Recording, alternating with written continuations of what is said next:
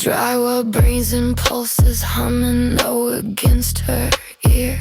A static storm of whispers feeding on her growing fear. They don't have eyes, the voices say they've hollowed out their skin. The man beside her isn't him, the rot is deep within. She watches through the doorway as the children softly sleep, but she's the flicker cloven hooves where shadows crawl and creep. They're waiting for the lights to fade, to tear your soul apart, to put a jagged, freezing blade through your beating human heart.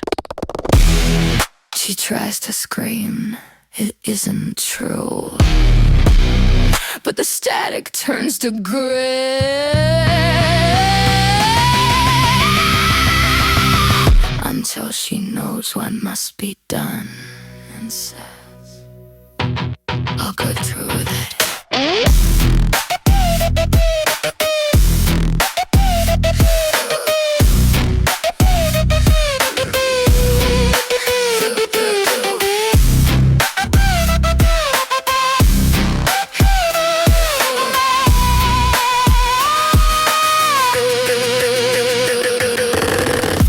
Steel is cold and bright beneath the hallway moon. She guards across the hardwood fort and the danger soon. She finds her husband first and drives the silver through the vein. A frantic gurgling fountain, drenching sheets in crimson rain. Into the smallest bed she creeps where IzAlyssa once laid, and opens up those tiny floats with one swift jagged blade. The copper scent is heavy now, it coats the floor in gloss. She doesn't see the golden hair, she only sees the dross. Hot viscera and jagged breath, the jagged pieces fit. She cut the demons out of them and whispered, I've done it.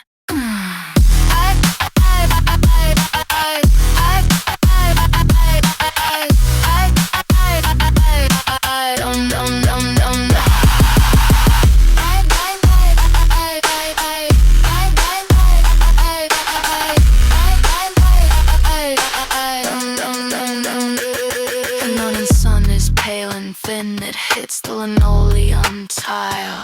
She sits in mason spatters with a wide and vacant smile. Her cereal is crunching soft, her fingers stained in red, while silence finally fills the house and settles